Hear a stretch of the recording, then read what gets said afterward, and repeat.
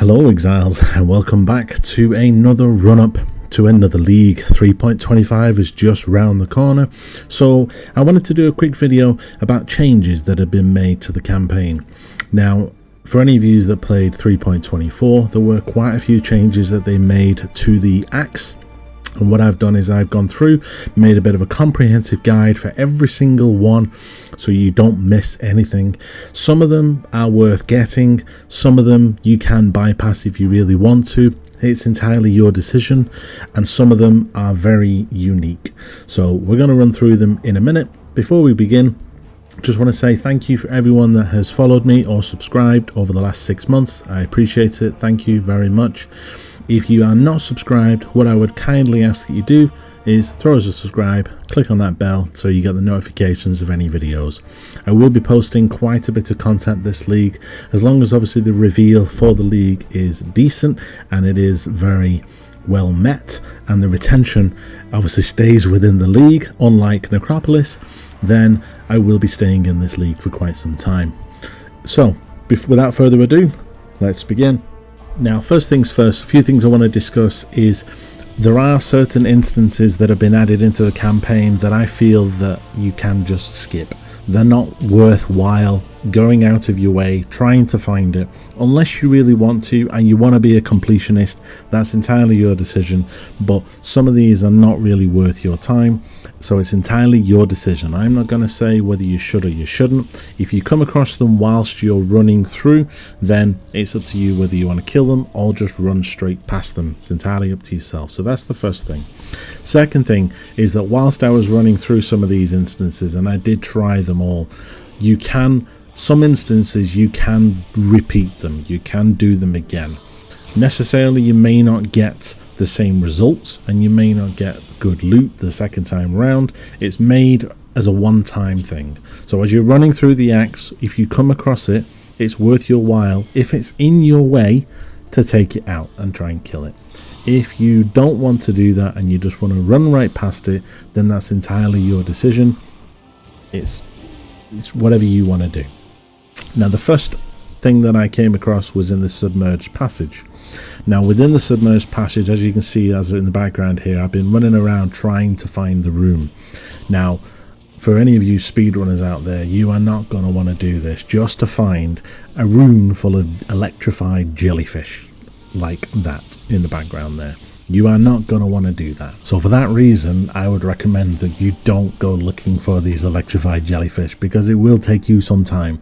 And bearing in mind, at this point in the submerged passage, you're only going to be low level. You're probably going to be like level 3, level 4 maybe.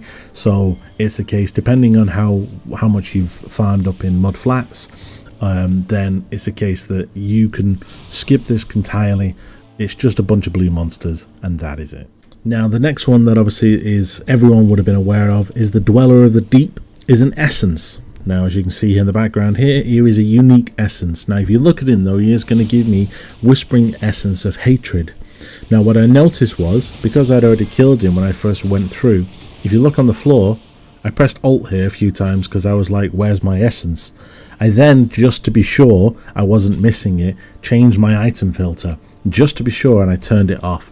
And there was no essence. So this proves that this is a one-time only. You cannot abuse it and rerun it over and over and over. Now, the next one is the Legion Monolith that is in the climb. Now, as you can see here, I cannot do it again. It is a one-time use only. It is always next to this Lion's Eye standard flag. So if you want to do this, you can do it once, and then you cannot repeat it and make the most of it. Now, the next one is in the lower prison level 2. Now, within this area, this is where you will get a potential for a second flask.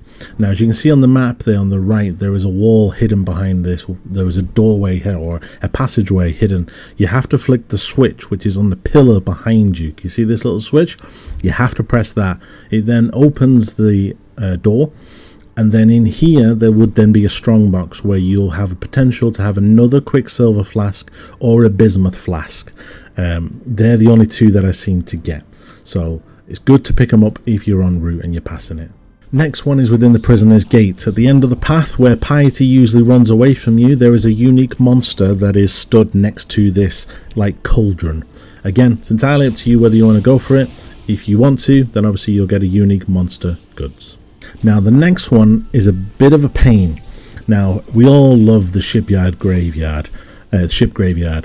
Now there is a chest in here called the Pirate Booty. It is a new instance that's been added. However, to find it, as you can see here, I had to run around the entire map just to try and find it. It's entirely up to you whether you want to do this. I would not necessarily go looking for it. If you pass it en route whilst looking for the cave or whilst looking for Mervale's entrance, then I would do it, because you will get a unique monster. Now the monster himself throws burning rocks at you. They will hurt. Bearing in mind you're only going to be about level 9 or level 10 by this point, maybe 11 depending on how well you're doing. Now the Pirate Booty chest, I think I find it in a minute. There it is. Pirate's treasure. A unique monster will spawn out of it, so we'll spawn it in a second. Here we go. We spawn him. He's the one at the top there, and then because of my brands I literally one-shot him. What I did then decide to do, just out of curiosity, is see whether I could do it again, and it is there a second time. However, the loot was abysmal.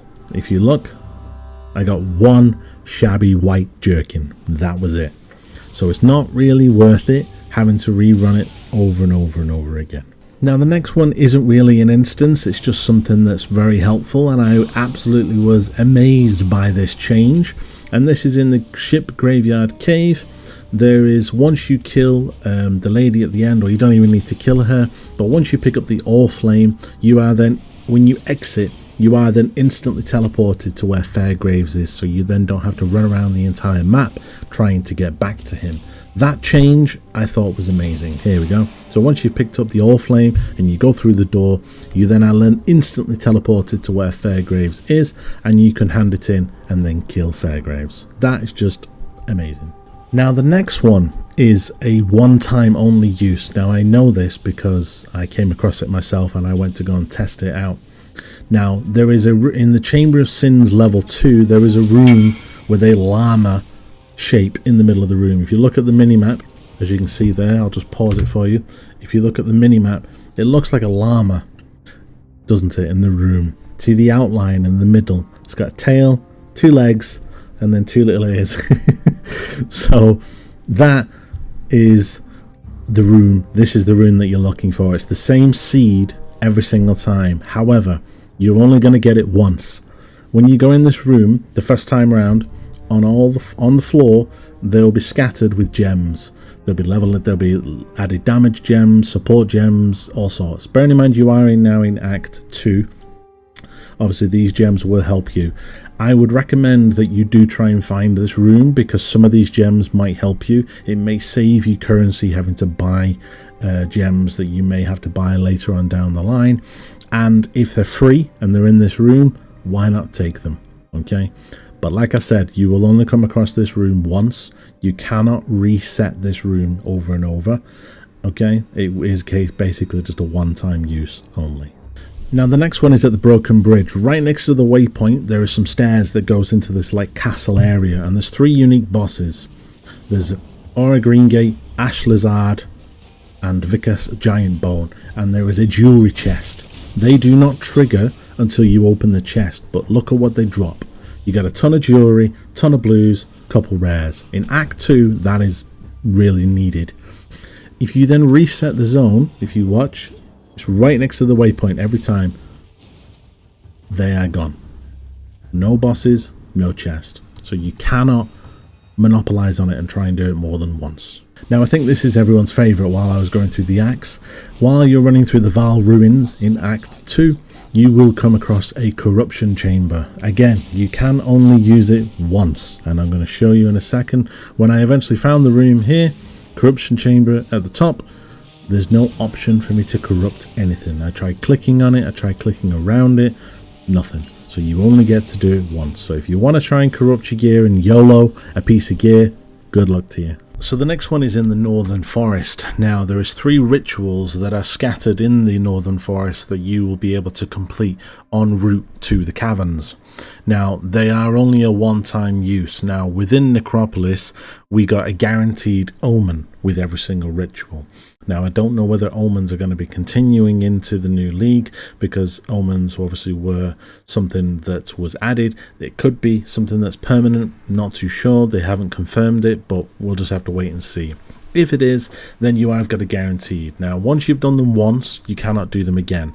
However, if you go into the Dread Thicket, there are also 3 rituals in the Dread Thicket as well. So if you do like doing ritual and you want to get some early loot, if you run into the Dread Thicket after you've done the Northern Forest, or even whilst you're en route, you will be able to do 3 rituals in there as well, and see whether you get lucky and see if you can get something good out of the ritual window. Now the next one is in the caverns. Now I ran around the caverns for a good 15 minutes. I've put this on 3 times speed in the background here so you can actually get a gist of how crazy this was. And I was running around checking every single door, every single wall. I managed to find the crafting recipe. It's in that top corner. However, I couldn't find the route to it, couldn't find the way to it, couldn't check every single wall that I could. Didn't realize that I'd been walking straight past it. I went through all of the levels all the way to the top, killed the boss to see whether that would unlock it. Still couldn't figure out how to get to the crafting recipe, and then one of my buddies came in and showed me where it was. As you can see here, the door is there. There's 2 pillars either side, and once you pop them, it opens the door to get through to the crafting recipe. The recipe is for Vaal damage. So if you need Vaal skill damage, then I would try and see if you can find it. If you're not bothered, then don't bother. The next one is in the slums in Act 3. There is a unique boss on a square raised platform. Now I kill him in a millisecond, so I'm going to pause it so that you can actually see him. Here he is. It's this guy here. Now if you look at the map, and I will reveal it, it is literally a square, but as you can see here, there's like the floor is slightly different. There's pillars around the outside that have got like hooks on them. It's got barriers and gates on it. So, but this guy obviously is a unique boss. If you want to kill him, then obviously you will get some extra loot. Again, you could avoid it if you really wanted to. It's not really that important. And finally, in the mines level 1 and potentially level 2, there is a unique boss that is in the caves, which I've never seen before, and it's this guy here. I'll see if I can pause it on his name. There's his name, Pika. See, I would say Pike Rivet for that, Pike Rivet, but some might say Piker Ivet. I don't know, but yeah, that's the guy. He does fire damage. He does a lot of damage, but he can appear in mines level 1 and mines level 2. So just keep an eye out for him. He is a unique boss again. He might drop you something good. He might not. It's all RNG at the end of the day. And that is basically it, guys. From what I saw, they were the only major things that they actually added. Now, I'm going to put them on screen here so you can see them act by act. So if you want to take a screenshot, you can do. And basically, it's entirely up to you whether you want to go ahead and find them or track them down and see whether they will help you out, whether they drop anything good. It's entirely up to you. But they are very front loaded, if you understand what that means. So basically there's a lot in Act 1, a little bit less in Act 2, 1 in Act 3 that I found, and 1 in Act 4. That's it. Now if I've missed anything and if I just literally steamrolled straight past something and I didn't pick up on it, or if you saw something that you feel is new, put it in the comments and I'll check it. And if it is, then what we'll do is next season, next league, beginning of next league, we'll do another video, because I have a feeling that they're going to do this and they may do slight changes for like Act 5, Act 6, Act 7, because I didn't see anything in any of those acts. I didn't see any changes in anything from probably about Act 5 all the way through to Act 10. Now the reason why is because they want to try and give you extra goods and extra drops in the early acts to try and help you get through the acts, because they've made the acts a little bit harder. So because of that, they then increased some of the drops and added more monsters and little bits and like Legion and extra little pieces of content to try and help you along the way to get more content. At the end of the day though, it's very, very good changes, and I have enjoyed looking for them. But if you have seen any that you feel that I have missed, then by all means put them in the comments, and I will obviously check them and obviously verify them to make sure. And obviously if I feel that they are new and I have never seen them before, then I will surely make a video on it for you. Other than that, guys, I am going to be doing some more videos coming up very soon, so if you do like this content, throw us a like, throw us a subscribe, and I will see you in the next video. Until then, stay sane, Exile.